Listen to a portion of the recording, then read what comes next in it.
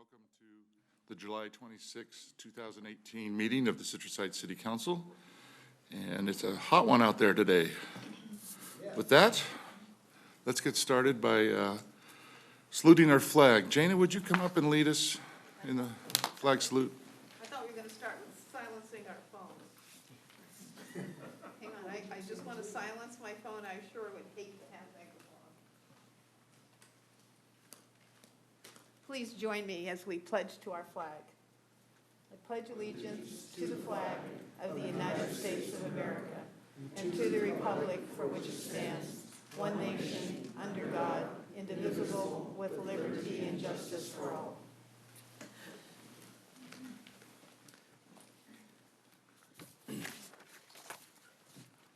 All right, would you please call the roll, Ms. Van? Councilmember Daniels. Here. Councilmember Fox. Here. Councilmember Slowey. Present. Vice Mayor Bruins. Present. And Mayor Miller. Here. Tonight's meeting of the Citrus Heights City Council is cablecast live on Metro Cable 14, the local government affairs channel on the Comcast Consolidated Communications and AT&T UVerse cable systems. This meeting is closed caption and webcast at citrusheights.net. Tonight's meeting replays on Sunday, July 29th at 9 a.m. and again on Monday, July 30th at 9 a.m. on Channel 14. And a DVD copy is available for checkout from any library branch.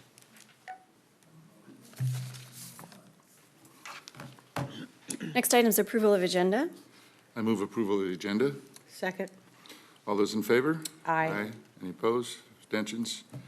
The agenda is approved. Next item. Next item is presentations, and we have none. Next item is comments by council members and regional board updates. Okay, well, I'll start things off just to set the tone. Past couple weeks, actually had my daughter in from Florida, so I haven't done much city business. We went camping and just got back, hence the whiskers on the chin. And so with that, I'll pass it off to Jeff, see what he's been up to. Oh, you did cover regional transit for me Monday. Thank you. Yeah, well, you were slacking. I was working. So I covered RT. Nothing of note, just normal business. Typically, the month of July, a lot of our boards and commissions don't meet because a lot of the county boards take time off.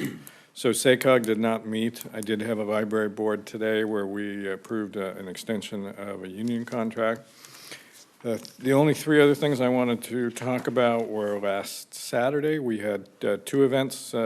One was out at Coon Creek, the PAL Trap Shoot. Very good event, raised some money for PAL. Later that day, Jeannie and I slaved over a hot barbecue in hot weather, cooking 350 hot dogs for the community. It's a great deal. $8, come out there, you get used to the pool all day, dinner, music, s'mores, and breakfast. So can't beat it, and that's $8 for your entire family. And then this morning, well, this whole week, the PAL, which is the Police Athletic League, had an extreme camp. First year they've had it for young kids. 76 were there, and I do have to give my hats off to Assemblyman Ken Cooley. He came out there this morning, set up shop, and cooked pancakes for all 76 kids. I got to stand in the shade and watch, so that was nice. But he did do a good job, so I just wanted to pass along my thanks for that. Thank you, Jeff. Brett? Mr. Fox? We had Giltner Business Solutions had a grand opening. It's a new business here in Citrus Heights. They had that at the Chamber of Commerce office. A young lady doing business out of her home, new to the area. We had the community camp out.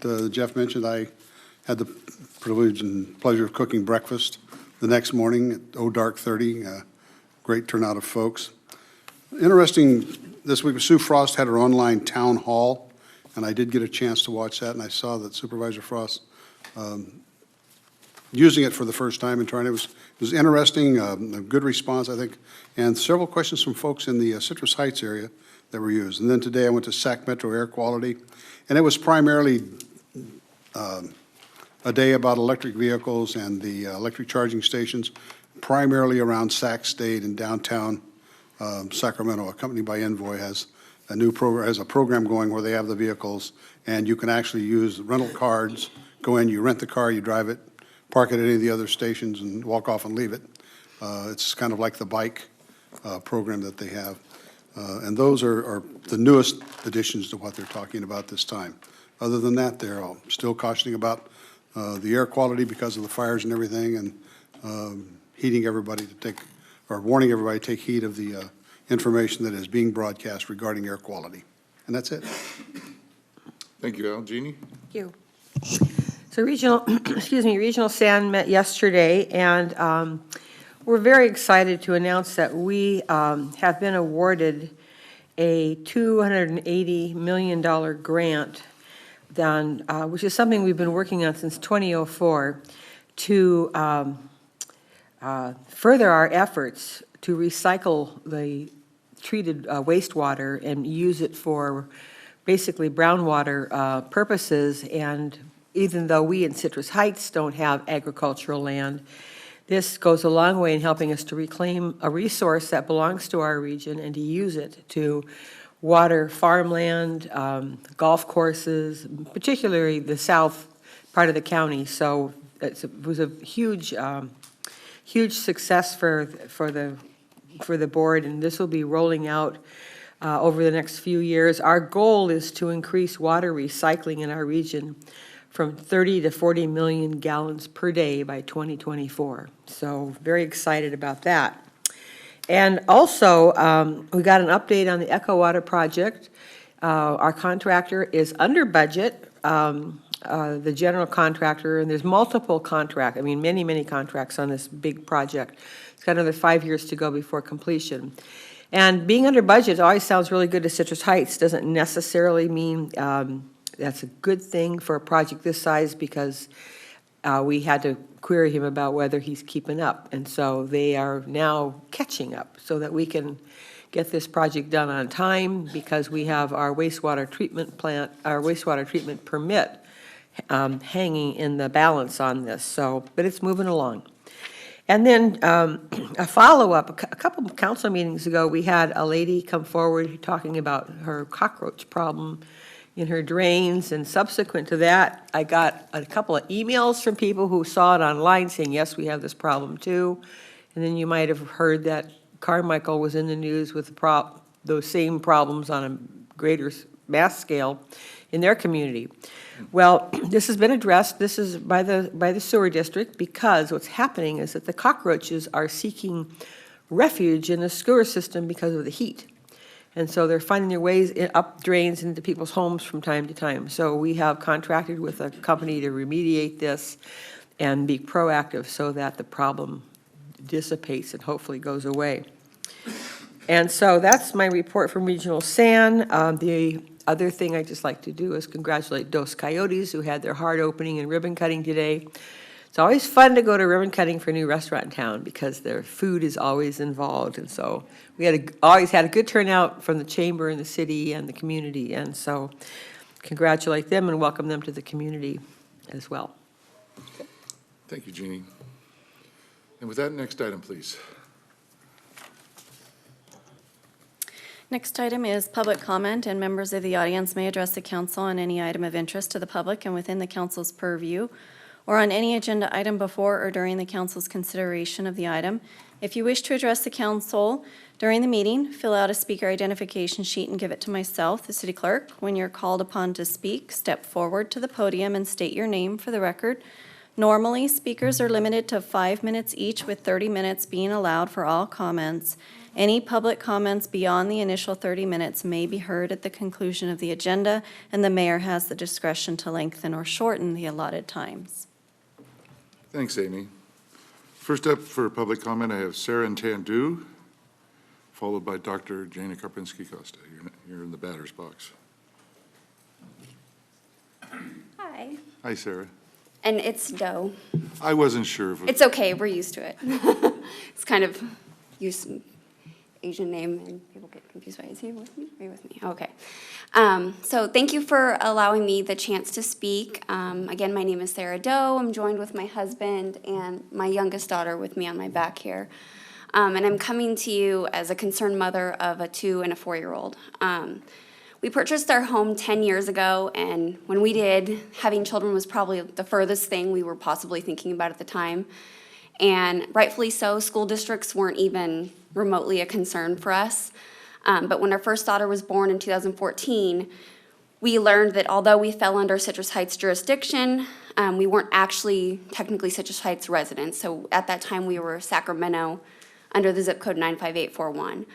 Our current district, which is Twin Rivers, is one of the lowest rated districts in all of the area and falls completely on the other side of I-80 from us. So upon learning about how poor our district was, we actually started researching moving because we wanted to be in a better area with a better school for our kids.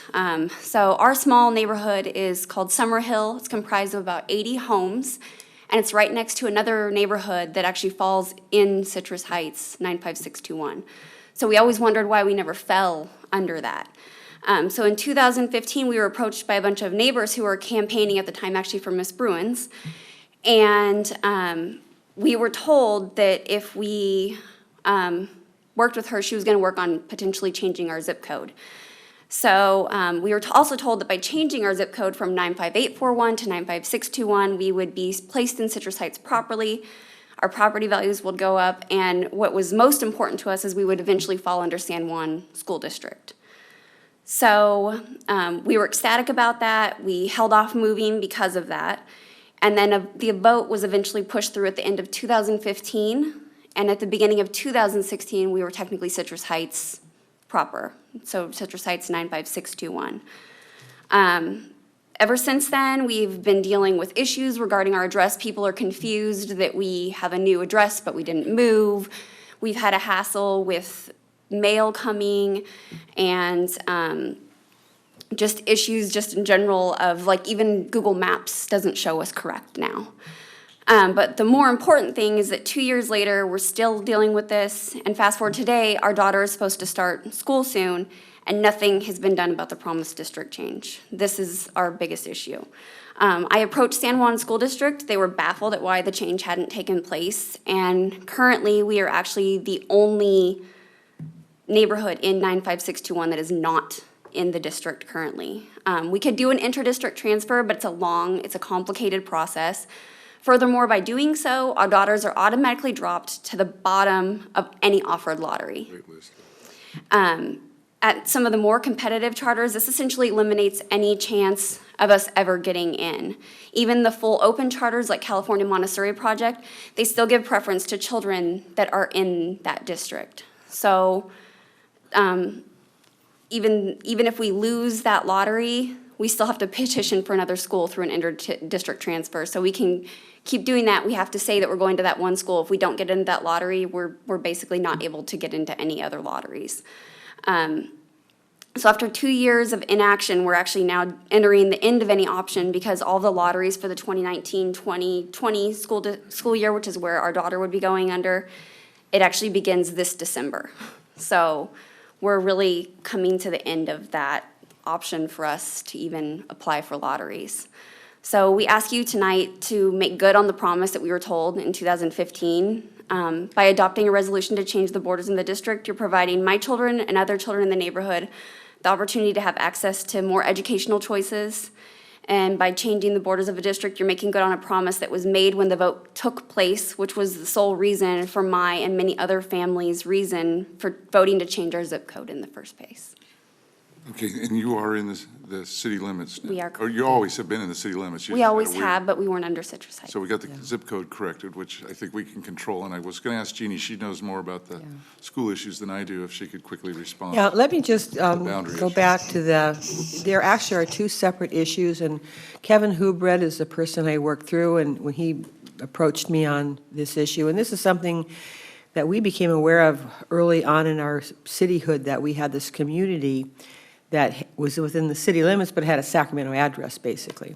So the school district issue, just kind of to separate, they're two separate issues. And so basically, I was working through Kevin with the community and said, let's do the easier one first, which is to get the zip code changed. And it took us, well, probably 2.5 years, because we had to go to the federal post office in Washington, D.C. to get this done. And you voted, and it all got done.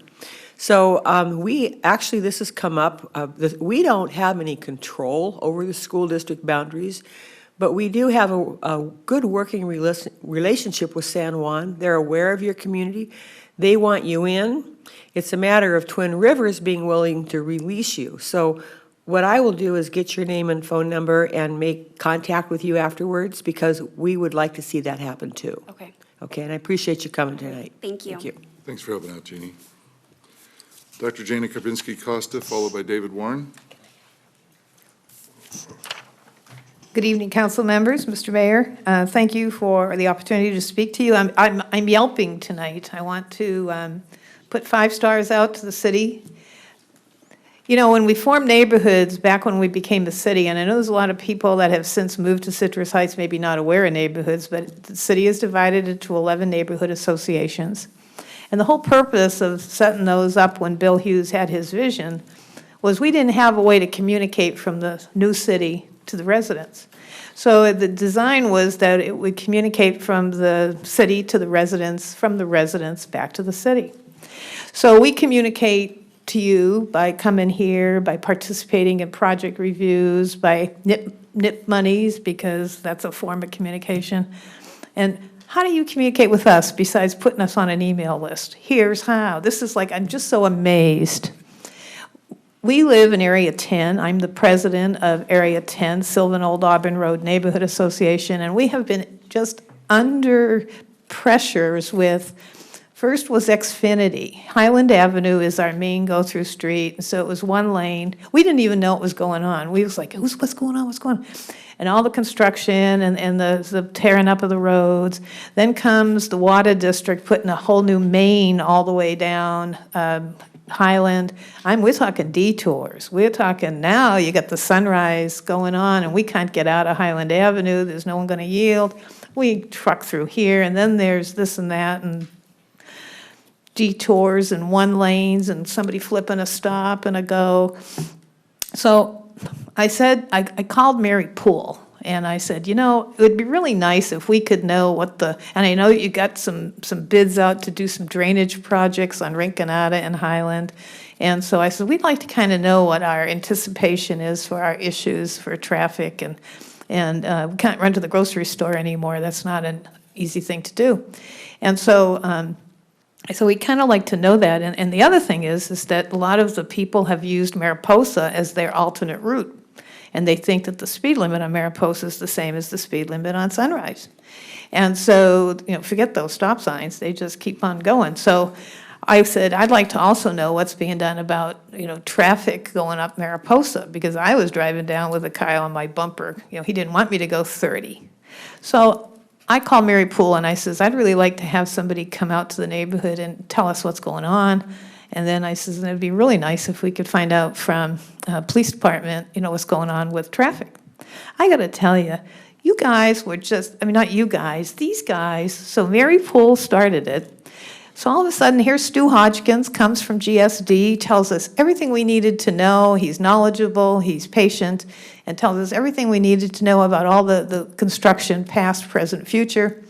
And then we had Sergeant Chris Fry, who is soon to be lieutenant, and he came and talked about all of the traffic issues and the motor units and the work they do, and the police chief's, you know, dedication to motor issues, and and we just, you know, the system is working. And so it was really just neat to see the response that we got. And it was, I only gave like 2 days. Can you come like Monday, you know, on a Thursday? And they were there. And I just want to thank the city for the opportunity, these neighborhoods, because otherwise we would never know. And so it is a form of communication. And when there's anything going on, you know, I know you guys always use the neighborhoods, and people need to know that this is where you go to get information. And you know, we also have a little section for gripes. And so if you want to gripe, it's a good place to go gripe, which, you know, we don't always listen to gripes, but we let you gripe anyway. You listen. We listen, yeah. So, well, we don't always have the solutions, so, because we're just a little neighborhood, but we can, you know, act as the implement to move it along. So anyways, just thank you so much. I think the system is good, and, you know, and I think all the neighborhoods are there and for you. And so thank you. We're here for you too. Thanks, Jane. Thank you for the kind comments. And kudos to GSD. All right, David Warren, and David will be followed by Michael Lagomarsino.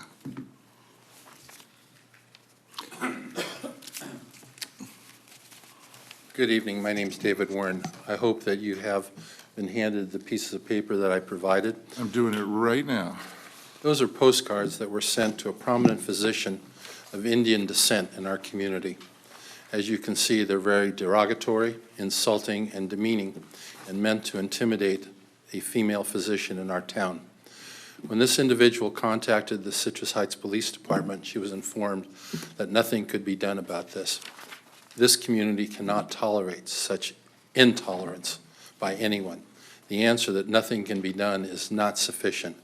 We've seen all over this country the consequence of stupidity, intolerance, and bigotry, and evidently it has come to Citrus Heights. When this physician contacted the police department, the answer should not have been, "I'm sorry, there's nothing we can do about this." We need to have something done. At the very least, the police department should contact this individual, obtain the postcards, attempt to lift prints to see if anybody can be associated with this, that it has a history of past activity, and make sure that there is a concentrated effort to contact other people of similar backgrounds to determine whether or not they are also receiving the same type of ignorant intimidation.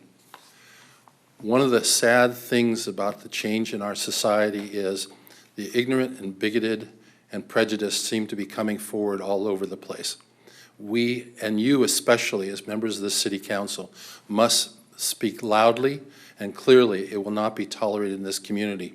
One good start will be to make sure that as various holidays associated with non-Christian denomination religions come forward, that the City Council recognize the members of our community who follow these other paths. We have Buddhists and Hindus and Jews, to name a few in this community, and this City Council only recognizes the holidays that associated with Christianity. That's a good thing, but we also have to remember those who are not. So I ask two things. Number one, that you direct staff to make sure that as the holidays arrive, that the City Council addresses and wishes the people of goodwill in those faiths a happy holiday. And number two, that the police department initiate a very active investigation of this type of intolerant threat to a prominent member of our community. Thank you. Thank you for your comments. Michael?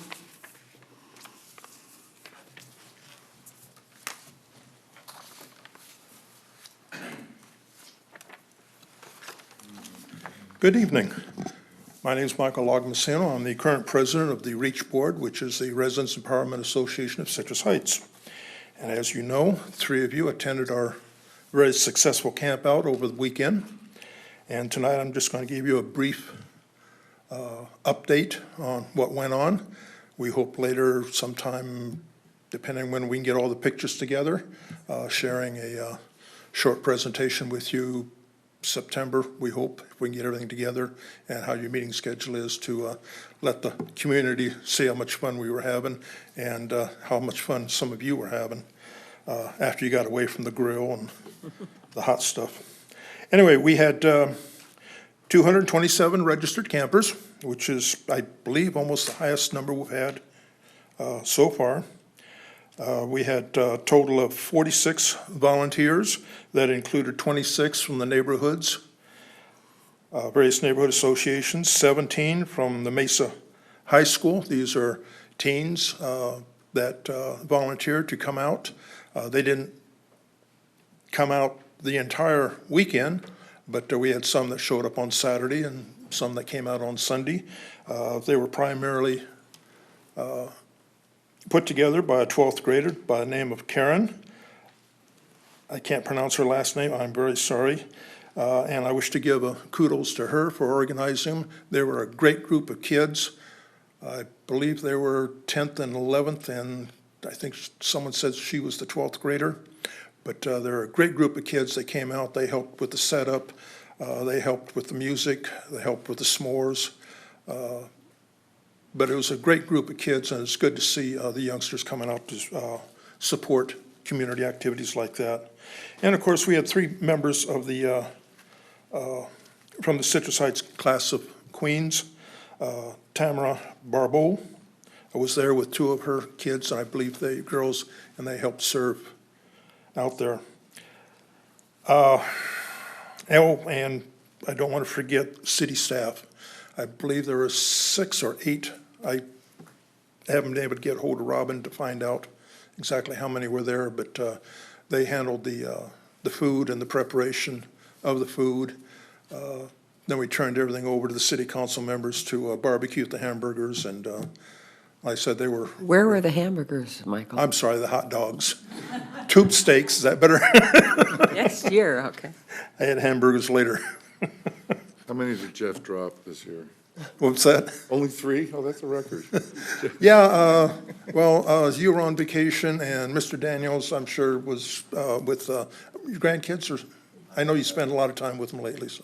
Yeah, I was unfortunately in Lafayette, Moraga at a police motorcycle competition. Okay, oh, they had one there too? Ours is coming Oh, up, by very the way. exciting. Ours is coming up, I think in September, I can't remember the date. But anyway, today I wish to thank the Sunrise Park District for providing members to help us with the setup. As I said, Reach and the NAs, and we had Citrus Heights staff, personnel. Citrus Heights, the staff handled the food, helped with the preparation. Of course, council members and head chefs were Jeannie Bruin, Jeff Slowey, and Al Fox. Andy, this is another name I'm going to massacre, I know. Borovansky. Barneski, thank you. Was a great help. This year, he donated the firewood, set up the fireplace, the campfire. He and his son put together the water balloons, more about that in a minute. And he brought a griddle in to do the pancakes. For Mr. Fox came in and day ahead of time and made sure it was seasoned to his liking, since he was going to be the pancake flipper. Tim Schaefer was the MC and donated the use of his sound system and the music, which was great to listen to some of the old tunes and new ones. Thomas Spencer did a great job with the arts and craft, his magic hats. Kids and parents really enjoyed it, and of course, everyone knows Thomas. He's got a great attitude, always has a smile, and makes up some great hats for some of the people. It was interesting to see him walking around. Republic Services this year sponsored the face painter, Kimberly from All Party Art, and she was fantastic. When she first started, there was a short line. All of a sudden, we looked up and she had a line going on, 10, 15 people back waiting. If you indulge me for a few minutes here. Not a I few appreciate minutes, it. a few seconds there, Mike. Okay. You can come back with pictures in September. Troop 635, late that evening, had a very moving ceremony showing the proper way to dispose of the American flag. They had one that we burned the way we're supposed to burn it, and it was a very moving experience for them. And the Sacramento Astronomical Society was there. Unfortunately, we had some cloud cover that moved in, which kind of obscured. I believe they were able to see Saturn, but later on, the cloud cover came in, took care of it. Mike Hissamera from the Elephant Bar. I want to make sure that he's recognized because they donated 2 $25 gift certificates, and he came out Sunday morning and helped us a little bit with the cleanup. A Sunrise Park and Recreation District gave us 5 one-day swim passes to raffle off, or donate actually, as well as a $25 gift certificate. Reach donated 2 gift certificates. And best of all, I want to thank CHPD for coming out to provide security. Metro Fire, even though this year they couldn't get a CERT team there, we did have one small medical emergency, and they responded right away and took care of it late in the evening. And the last thing I would like to, actually, two real quick, we want to thank Channel 31, Good Day Sacramento, for promoting it. Tanya Wagner and Andy appeared on camera for that. And one thing I really want to, my last thing here is, I want to thank city staff for providing Robin Moore. I believe she was the head lady to organize city staff. Great job. And I want to thank Anna Portillo very much for organizing it, for everything, putting together the volunteers and everything else. Thank you, Mike, and thanks for your efforts, too. And thank you very much for your time. Appreciate it. All right, and I've got a card from Bill, but Van Duker, but we're going to wait for item 11. And David, you want to talk again on item 12, so I've got that. And with that, we're done with public comment for this evening. Next item, please. The next item is consent calendar items 4, 5, 6, and 7. I'll second that. Motion is second to approve the consent calendar. All those in favor? Aye. Aye. Opposed, abstentions, motion carries. Next item, public hearings, there are none. So the next item is regular calendar, number 8. The subject is initiate proceedings for fiscal year 1819, annual update for Landscape Maintenance Assessment District 9701. And the recommendation, there's 2 resolutions being recommended for adoption. One is to initiate proceedings, and the second is for the intention to levy and collect assessments for fiscal year 1819 for the Landscape Maintenance Assessment District 9701. Welcome, Stu. Good evening, Mayor and council members. Stu Hodgkins, City Engineer. As we do every year, under the Landscaping and Lighting Act of 1972, our various landscape districts need to have their assessments verified and updated. And we go through this process. It's a 2-step process. And tonight you will take the first of those 2 steps. The first item before you is Landscape Maintenance Assessment District 9701, which has zones 1, 2, 3, and 4. And at this time, we have a draft engineer's report that was included in your packet. We're not recommending any changes to the assessments moving forward. And I do want to draw your attention to the fact that as many of you as you are all aware, in the past, we have assisted Zone 4, which has run a deficit. And unfortunately, we are showing this year that Zone 3 will also begin to run a deficit again.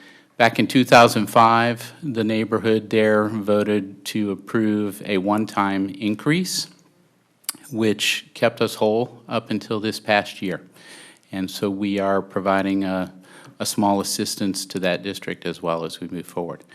We would entertain any thoughts you might have on that going forward, but at this point, we're recommending that we approve the existing assessments and ask that you take action to initiate proceedings with your first resolution before you. And the second resolution is a resolution for the intent to levy assessments, and which sets your next council meeting on the 9th as the time and place for a public hearing on the matter. Thank you. Questions? Brett? So this includes maintenance and lighting, correct? And Streetlights? we have another item coming up tonight, but this is strictly Landscape Assessment District 9701, so there's no lighting as part of these districts, or this district. It says initiate proceedings pursuant to Landscaping and Lighting Act. Yes, the state act covers both, but this particular action right now before you is just landscape It'll be in the next districts. items that we discuss? Yes. Okay, gotcha, thank you. Mr. Slowey? So I've said this before, now that we're in 2 districts that are upside down. One, I don't, any new districts that have been formed under the city, these are all prior to becoming a city, we've put in there, you know, the normal cost multipliers that you can have. So, you know, let's be honest, these are private homes that are benefiting from a landscaping around their area. And it just irks me that, you know, the rest of the city is having to subsidize them because the homeowners who are directly benefiting don't see the benefit and won't pay it themselves. So we don't really have a choice at the moment, but, you know, as we've done before, we've gone in and removed landscaping in these areas where the folks are not willing to pay it, because there's also water that has to be paid with landscaping. So, you know, I get that some folks don't want to pay, but when it's landscaping that directly benefits your property, I don't think somebody on the other side of town should be paying their tax dollars to help you. I mean, ultimately, we all want to live in a city that looks good. So it's kind of it's a catch-22. I mean, I'm going to vote for it here, but I don't know what the right answer is. You know, it's frustrating to me that I'm subsidizing somebody on the other side of town, or that Steve's subsidizing, and, you know, the only benefit is, okay, we live in the same community, but folks who get the direct benefit don't want to pay for their own property. And that, so when I see, you know, they take a vote and it doesn't pass, and maybe that's something we need to look at as another vote, you know, next year if it looks like it's going to be upside down. If the area that's directly benefiting doesn't want to pay for it, I'm perfectly fine in changing the landscape that they see and, you know, cut out the water, et cetera, because I just don't think, you know, 82,000 residents in Citrus Heights that probably less than 500 benefit from this directly. If they don't want to pay for it, I don't think the rest of the city should continue to subsidize it. 21 years now, and District 4, I think we've subsidized probably 15 of those. And, you know, now that we're in that same area and looking at another district that's upside down, I'm open to suggestions, but it's frustrating. Jeannie. A couple questions. One is the shortfall on Zone 3, which is very small, albeit, is this something that is it because the costs have gone up, or is this something we anticipate in future years? Is this kind of an anomaly this year? That's my first question. The primary reason that Zone 3 has this shortfall this year, when they approved their increase in 2005, it did provide a buffer Right. for a number of years. However, our costs for our water utility and our landscape maintenance have continued to rise slowly, and we have slowly been eating away at our surplus in this district. And this past year, we crossed that break-even point. So with that in mind, and I remember when they voted to increase it years ago, I would suggest that we reach out to this neighborhood and let them know the situation and give them the opportunity to vote for an increase again before we start taking action to scale back our landscape efforts. We may Thank you. have a positive result from that. That's certainly something that, you know, we can look into over the next several months and start having some conversation there. Yeah, see if they're amenable to it. And then on Zone 4, which has been chronically behind and it's been put to a vote a number of times, and they've, of course, not voted to increase their assessment. But over time, you know, we've had new people come into Citrus Heights, and I recall in 2014 a statistic that said that at that point, half of our voters in Citrus Heights lived here 5 years or less, in large part because of the turnover of housing with the downturn and new families coming in. We might give it a shot again. We've probably got some new people there, and let them know what the alternatives are, and let them make an educated choice and see if we can't get this assessment up to the point where it covers the costs. If not, then I think the only other choice is, we have two. One is to continue to fund it, and the other one is to take steps to reduce our costs. Bear in mind, when we did this on Oak Avenue, not because of the assessment so much, but because of the well, just the need to reduce costs. We spent a lot of money to reduce costs, and I just don't want to fall into that trap again. We ended up spending far more than we thought we would, taking out sod and replanting and redoing and this and that, and in the long shot, it probably didn't save us a whole lot over the first few years, so those are my thoughts. Very good.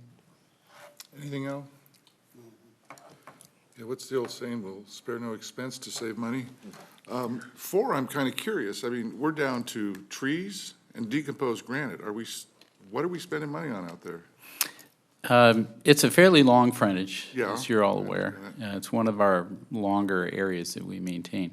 But there are some minor plantings and the trees, and just basically weed control. We've really trimmed it down. We do have the portion along Fireweed. You may recall we did a unique exchange for maintenance services with the adjacent property, but part of our arrangement was that we continue to pay for the water utility on that property. So we still have the costs associated with water for that frontage, but we no longer handle the monthly maintenance there. Okay. How long are we on the hook for water?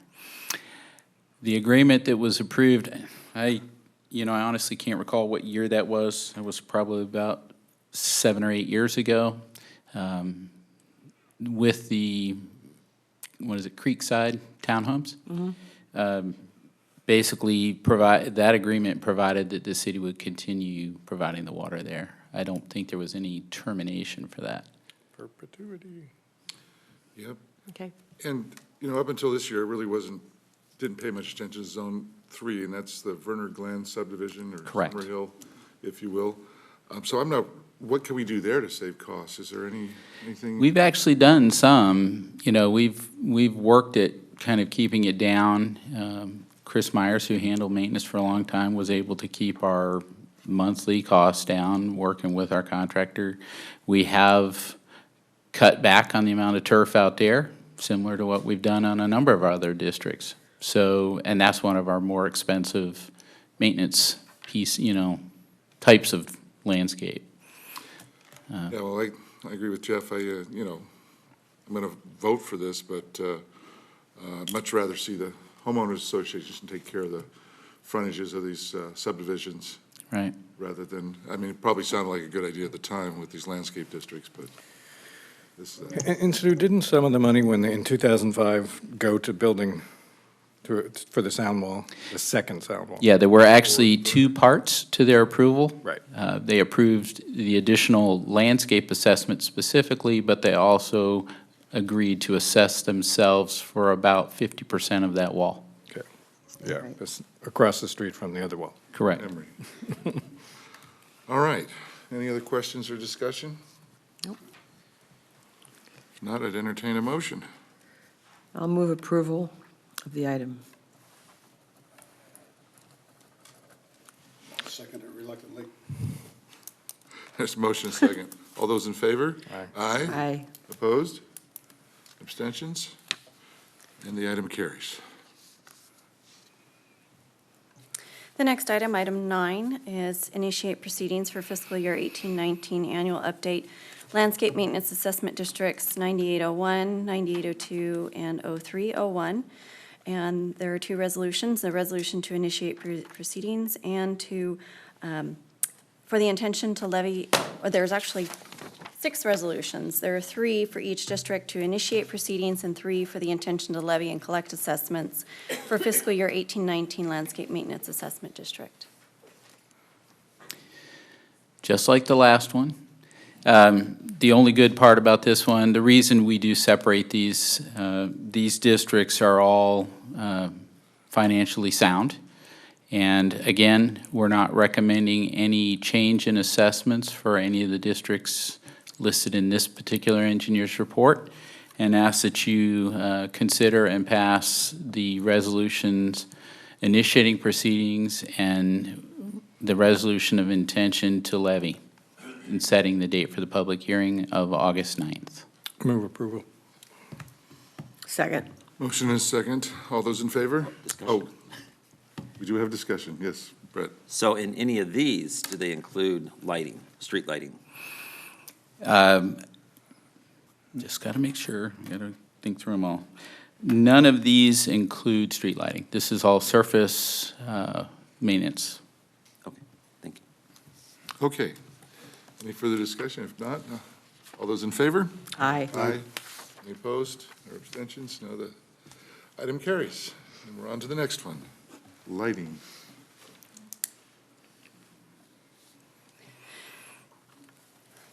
Next item, number 10, the subject is Citrus Heights Lighting Assessment District initiate proceedings for fiscal year 18-19 annual update. The recommendation is to adopt a resolution initiating proceedings and a resolution for the attention to levy and collect assessments for fiscal year 18-19 for the Citrus Heights Lighting District. Again, and this item, our lighting district falls under the same rules. This is specifically, this particular district covers all of the street lighting within the city of Citrus Heights that is either owned and operated, or in some cases, we cover the maintenance for some lights that are SMUD owned through an agreement with SMUD. And we ask that you consider, excuse me, the resolution of intention, and then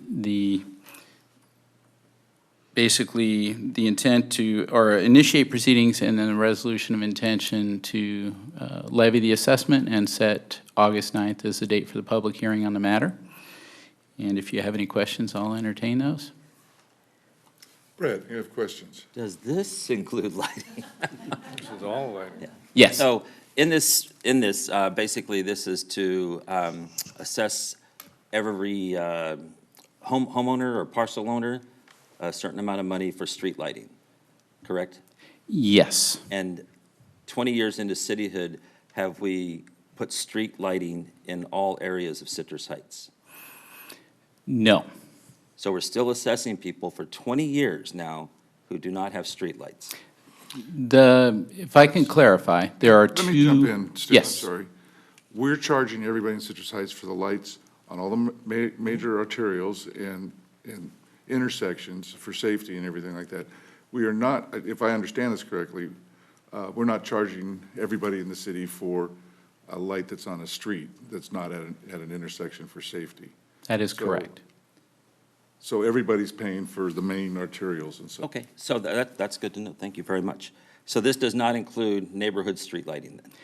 It does, The other part. but there are two different levels of assessment, depending on where you live and if you have a light in front of your home specifically. So by supporting this, would it cause anybody then to be assessed for street lighting in their neighborhoods that they don't have? If there are no lights in their neighborhoods, they're not assessed that portion of the assessment. Okay, thank you. And how's it, can I follow up on that? How's that figured? Is it just the house, the lights in front of, or is there a certain distance or illumination that's considered in that? The original assessment, as kind of laid out by the county when we adopted their district, Right. number of years back, has a methodology that looks at a zone of benefit for every neighborhood streetlight. As the mayor indicated, I'm going to step back. Safety lights are lights on the major corridors and at intersections. Those, we don't look at as zone of benefit. They're equal, everybody in the city is equally benefiting because they're providing safety on the major arterials, as the mayor indicated. The neighborhood streetlights go on a zone of benefit.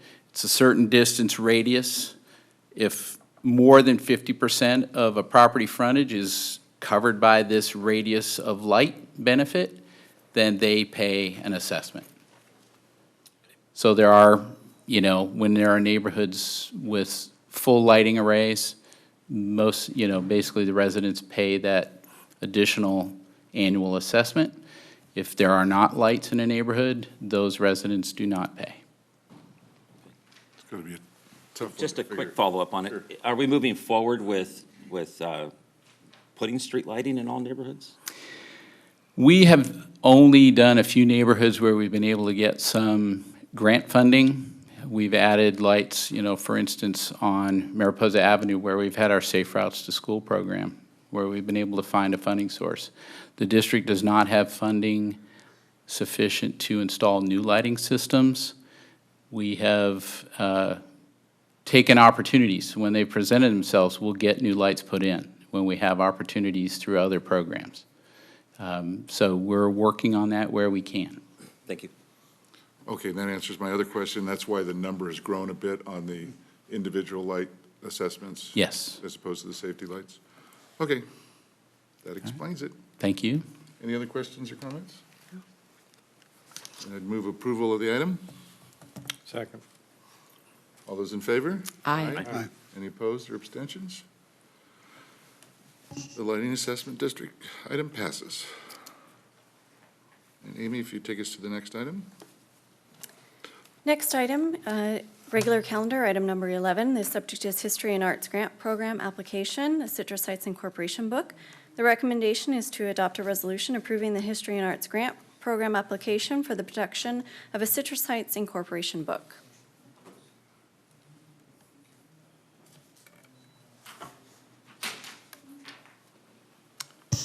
Good evening.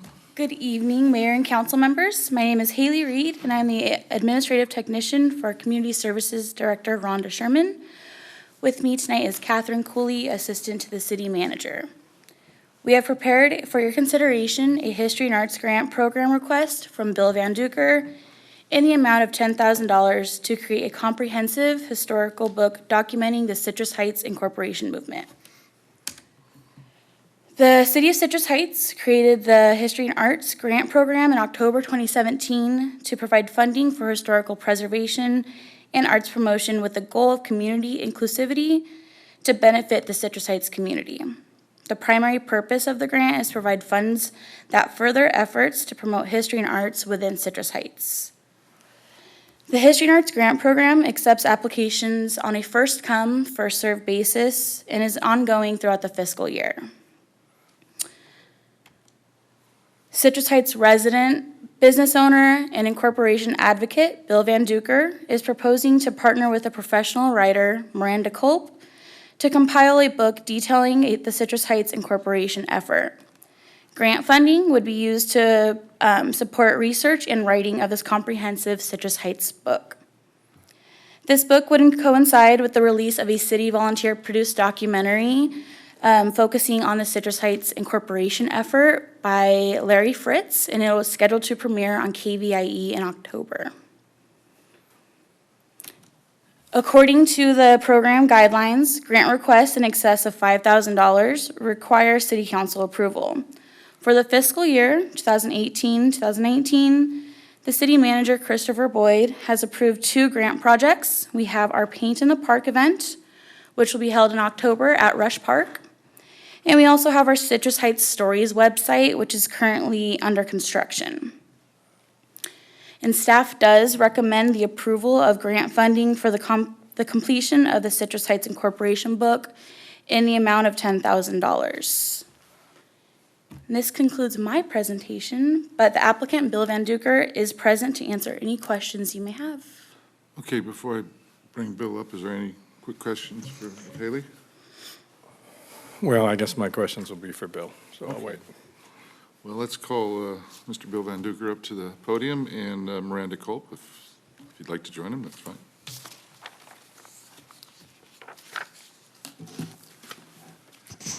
Good evening, Mayor Miller and council members. I'm glad I got up here without staggering after sitting there for a while, because I'm getting old. First of all, I want to thank the city staff for their enthusiastic help in putting this proposal together. They were there for every question that I had and encouraged me to submit. And I also want to affirm the work of Larry Fritz and Tina Stern and others who worked so hard to preserve the history of the city. Larry has graciously provided transcripts of the oral interviews that he's done, and those transcripts were very helpful in developing this proposal. and will be immeasurably valuable going forward should you approve this application. Let me be very clear that none of the money will go to me personally. Ms. Miranda Culp, standing on my right, has agreed to do the research and writing, and I will be one of her resources. I'll be an advisor, and a role that I do really well, as some of you know, is the chief picker of nits. Our plan is that this narrative would be much more than just a timeline. There are lots of human interest nuggets that will make the book interesting. For instance, our attorney, Patrick Borchers, who was only 30 years old at the time when he argued our case before the California State Supreme Court, he was facing a cadre of attorneys with decades more experience than he had, and he won 7-0 as a 30-year-old. So it's these little vignettes that we want to include as part of the history. Our timetable is to have the first draft completed within 6 months, with another 3 to 4 months in graphic design, editing, and production. I will personally underwrite the production costs. I believe this story needs to be told in written form. Many of us involved in the Citrus Heights Incorporation are old and getting older, and the details of the history may slip away as we age and pass on. We don't plan to replow the ground that Jim Van Maren plowed in his history of Citrus Heights. He graciously gave me about 2.5 pages at the end, and I'll probably give him about the same in this book. There are only 2 lines regarding incorporation on the Wikipedia entry for Citrus Heights. I looked there today, and of course, we now have the Golden State rapist on there as a person of note from Citrus Heights, but we only have 2 lines about the incorporation effort. So I ask for your approval of this request, and I have Miranda here with me, and she's able to answer any questions that you might have of her. And I commit to being a good steward of these funds, should you approve it. Questions? Jeff? Yeah. So I get that there's, work behind the scenes to get this done. So $10,000 grant is going to get us, what, a book? 50 books? I mean, I'm just trying to understand. My proposal said 100 books. Okay. And online. Oh, yes, and then to post it online as an online presence. I don't know whether we'll go with Amazon or what, but. Okay. And the reason I ask is, I sit on the library board. There's a thing associated with the library called the I Street Press. They've published probably 500 books. It's a $6 charge per book plus 3 cents a page. So if you were at $700, 700 pages, you'd be looking at a cost of about $26 per book. So when you say 100 books, again, I'm looking at, okay, that's $2,600 if you went through them to get it published. So the rest is all administrative costs to put it together? Oh, no, the cost is for the writing of the book, Yeah. for the time. Charges money. Well, I got that. Okay. And so we're going to get, all right. If it helps at all, when I broke down this project and looked at it in as much detail as I possibly could, I'm estimating that I'll probably make about $25 an hour. Yeah, and don't get me wrong, you're certainly worth that and probably more to write a book. I'm just looking at. I am. The city's looking at $10,000 to get 100 books. And I'll leave it at that. Yeah, If I may respond, certainly. you're not getting 100 books, you're getting a written history of the incorporation effort, which does not exist at the present time. Fair enough. You had a question? Just more comments than questions, but I just want to say that I think this is an incredibly great idea. I think that we don't sit here today without the incorporation, obviously, and to not have it in some sort of historical reference or something like that is kind of an injustice. And so I think it's a great idea. I think probably there's nobody better than the Godfather to make sure that it's done right, because he will make sure it's done right. And I can tell that he is partnering with somebody who's feisty and will give it a very good effort. And so I would fully support it. The only thing I think I would ask is that the incorporation involved so many wonderful people, incredible people, and stuff like that, that maybe even think about an event that could come along with this that could actually go towards some sort of fundraising that maybe could go against that $10,000. That would only then allow maybe something else to be done, through our city with those funds too. But I think you would find incredible financial support in the community, hopefully, to put this effort forward. But if not, I fully support us putting the funds in. Jeannie? Well, I'm excited. And I've often wondered over the years what would happen, Bill, if, you went to your reward, your ultimate reward without having had something like this happen, because you are the historian. I mean, you've got all the stuff.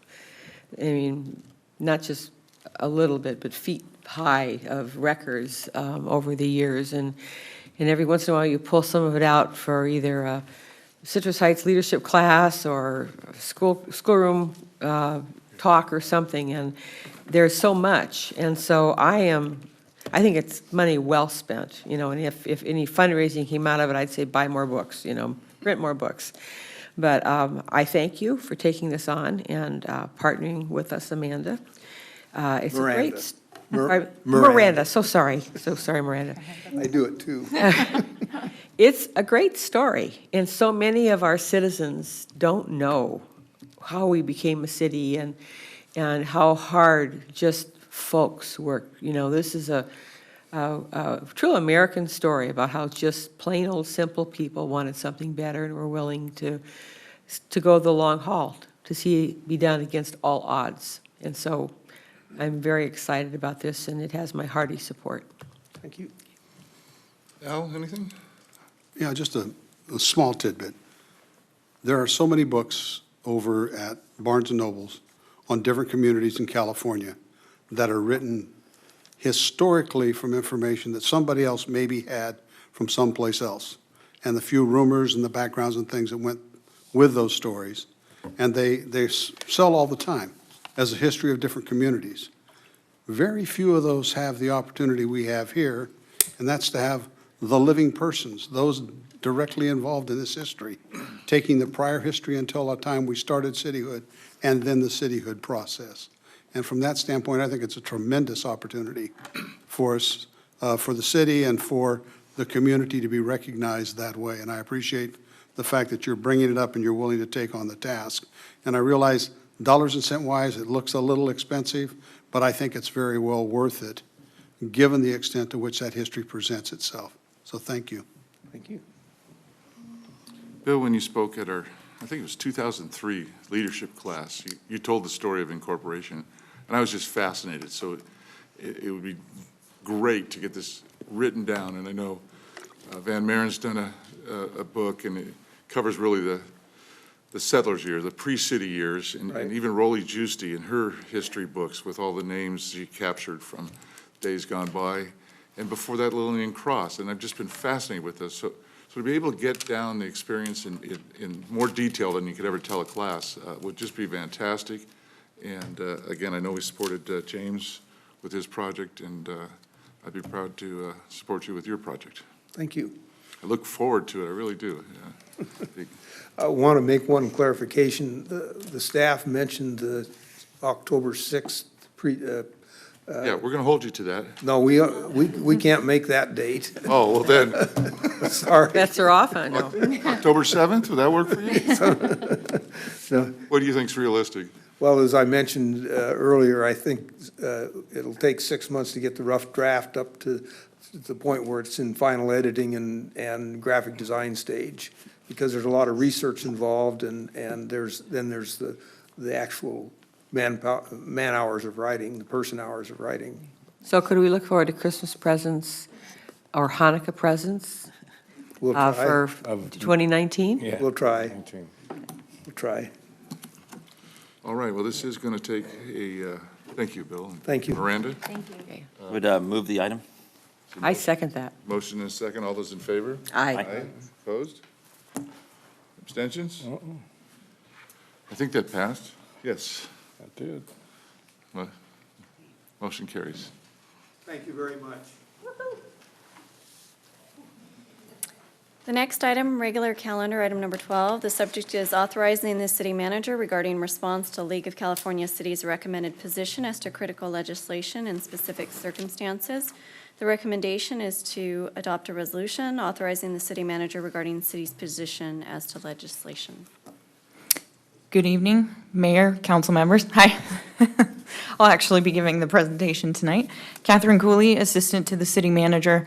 This item is a specific follow-up from the council's previous strategic planning retreat.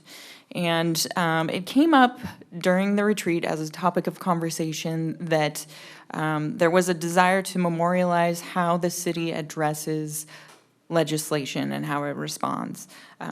The content of this resolution memorializes the city's current practice, which is that often items come up, and particularly from the League of California Cities, that have a short timetable, where the league requests advocacy from its member cities. And often if you walk the calendar back far enough, if we were to agendize something like that for a council meeting, then the opportunity would be lost and the city's voice would not be heard during that process just because of the given timetable. And so through this resolution, we are memorializing that the city manager has the authority to advocate on behalf of the city council on items if they meet the 3 criteria that we've outlined in the staff report here for you tonight. And one being that the city manager determines there's not sufficient time to respond if we were to take the item to the council as a whole for your deliberation. Also that it's in line with previously adopted policies that the city already has enacted, something that you have considered that we know that this type of legislation would either be in line with or contrary to your previous policy directives. Also that it would be a high priority item for the city and for the council. If all those 3 items are satisfied, then the city manager would be authorized to submit a letter of support or opposition for any given item that came up quickly. And so with that, staff would recommend that the council adopt this resolution, and we are available for any questions you may have. Any quick questions? I have a speaker sheet. No questions, comments, I'll wait. Okay, I'd like to call David Warren up.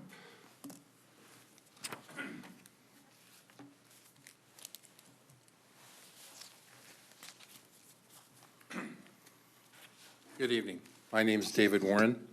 I ask that this resolution be soundly rejected.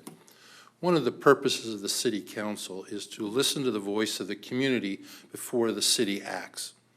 In the past, matters that came before the City Council that were requested by the League of Cities were given adequate time for public comment to inform the members of the City Council as to positions of members of the community, whether they supported or opposed the proposed position to be taken by the city. By abdicating your responsibility, you're opening the city to significant opportunities for litigation. For example, by not agendizing an item that is approved by the City Council without public comment, you're denying statutory rights guaranteed to the public by the government code to assure public input into matters. Whether or not the city manager feels it is the sense of the City Council to approve a particular recommendation is not the point. The point is you represent the public. The city manager does not. You vote on items, and you are held to account for those decisions. The city manager is not. By approving this, you're delegating your responsibility to listen to public comment. Was of equal and greater concern is there's no sunset provision in this resolution. It goes on in perpetuity. Well after you are here, You have no idea who will follow you. Now, I use this as an example. If you're a Republican, you were incensed by some of the executive actions taken by former President Obama. If you're a Democrat, you are incensed by some of the actions taken by the current President of the United States under executive authority. We should not be delegating executive authority in this community.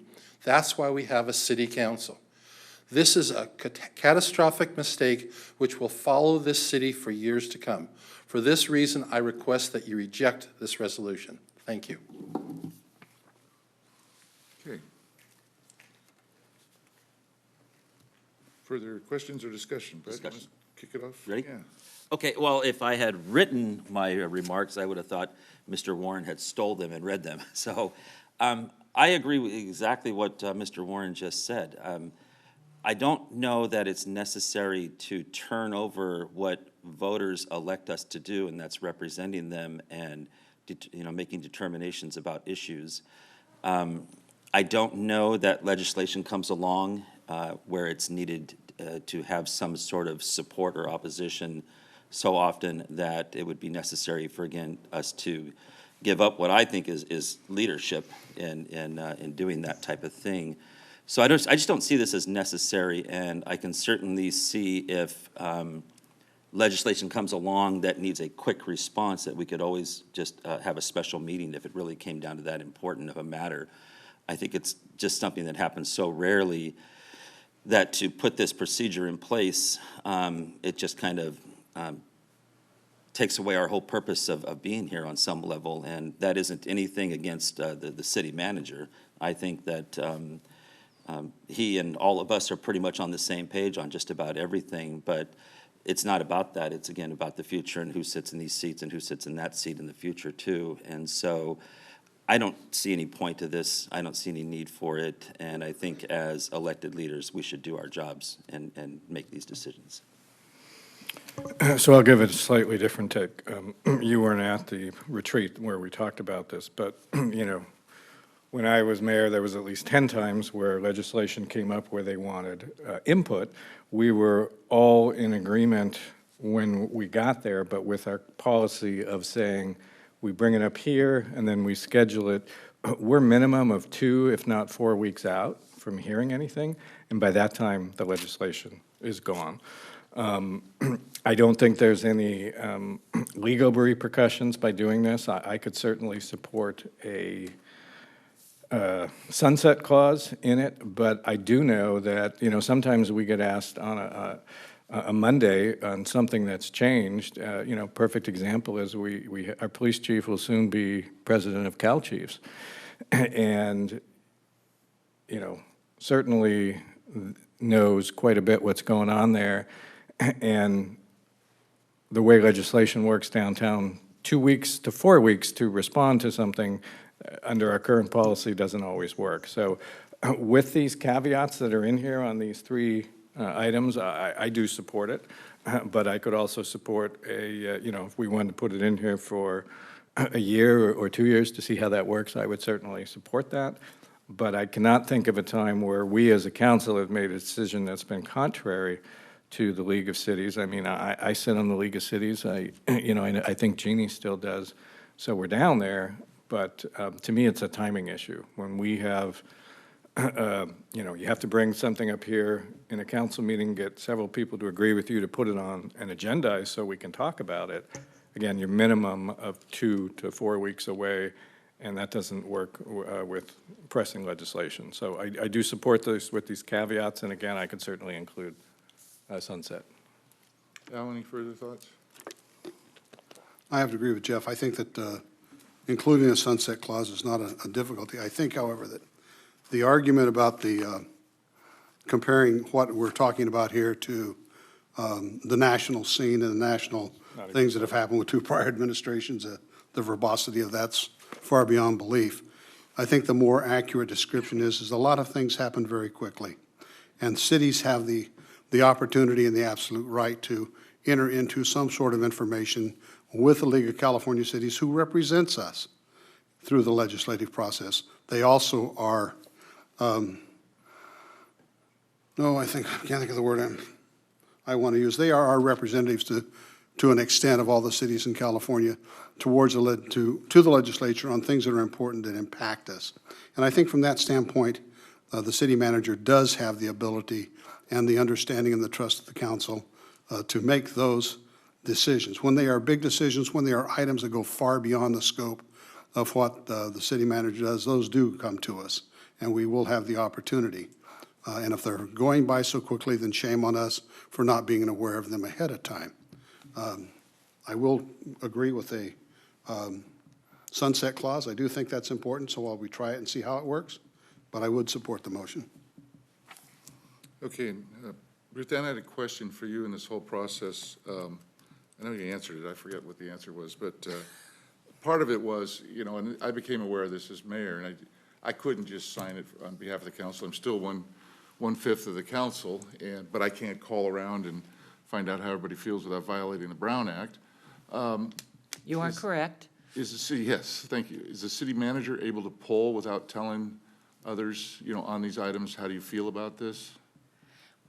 The city manager can get input from individual council members as long as the city manager does not share with one council member what another one said. But yes, he can gather input that way. In this urgent case, I'd like to see that happen, and as a follow-up to that, I'd also say we do that and we have an upcoming council meeting, that a letter was written that the city manager reported under department item, and if someone would like to comment on it, or a council member has an issue with the fact that he supported something, maybe, you know, a majority of the council didn't support, where we could correct it and retract the letter. It is written. Barris says he would report out it on anything written. Thank you for pointing that out. You're welcome. Right below my notes. Yeah. And so those are the two items I had, and I would support, how long a sunset clause are we talking? I mean, whatever we put in there, we can look at it at the end of it. So Year? whether we do 12 months, that's fine initially, just to see how it goes, that's fine. Okay. If I can make a suggestion, if you're going to put in a sunset clause, this is now July, often between now and October is a very busy time when bills are racing through, and then they go to the governor's desk late September, October for signature. So it might be very busy time. If you want to give it a December cutoff period in 31st, 2019, you might want to pick like November 1st or October 31st, because the next couple months is a very busy time in terms of legislation. Got it. So a year and a few months. Yes, that's my. So I'll move the item as written with the addition of a sunset clause of December 31st, 19. I'll second that. All those well, let's do roll call. Amy? Councilmember Daniels? No. Councilmember Fox? Yes. Councilmember Slowey? Yes. Vice Mayor Bruins is absent. Mayor Miller? Aye.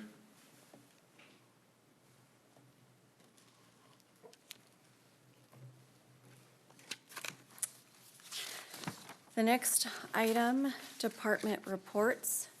There are none. Next item, city manager items. There are none. Last item is items requested by council members or future agenda items. Anything? Well, I was going to ask the chief a question, but the chief has left, so I'll ask the assistant chief a question. What timeline are you folks thinking of to announce the commander positions? Do you have any idea on that, Assistant Chief Anderson? Not trying to put you on the spot, but I am. No putting me on the spot, sir. I'm Gina Anderson, your new Assistant Police Chief. And as far as the police commander process is going, we are done with that process, and now it's just a matter of looking at those candidates and making a decision. So, excuse me. So hopefully by the end of this week, and that hopefully by the end of next week will be public. Thank you. You're welcome, That sir. was easy. Brett, did you signal me? Just, I know months ago, we had talked a little bit about some things regarding exposure to the public, and one of them was maybe looking at getting the meetings broadcast on Facebook Live or something like that. Again, as a DISH subscriber, my household can't see this meeting, So I know a lot of other households can't see this meeting, and I don't know if we're moving in that direction, but hopefully, maybe we could see something along those lines soon. It does stream, I believe, on our website. I haven't had much luck with it, but I understand it does stream, and That is correct. The meeting is streamed Live? live on the Is city's that a website. one-time thing, though? No, that is for every meeting. No, I'm sorry. They show it one time, that's it, probably, right? There's not going to be. It is broadcast once, but that stream is directly to the Metro Cable television, so whatever is live at that time. So on our replay dates, someone would be able to see it from that. Okay. Oh, you could From our actually get it from the Metro Cable website? Yes, it is streaming what is playing on Metro Cable 14. And by streaming, I don't want to just assume this. You're saying it's streaming on Facebook? It's streaming on the city's website. The city's website, okay. So you'd have to just pull it up. And I don't think it works on the iPads. I think you need a computer. I'm not sure. I'm not sure about that. I Haven't can tried it. follow up on that. Okay, maybe we could check it out and get the information out there. Where would you find it on the city's website? Because I did not know that. It's under the city council meetings page of the city's website. I can, No, I don't know if right off the top of my head, but Thanks. it's under the city council meetings page on the website. Good question. Anything else? There's no other items? There's no other items. We are adjourned.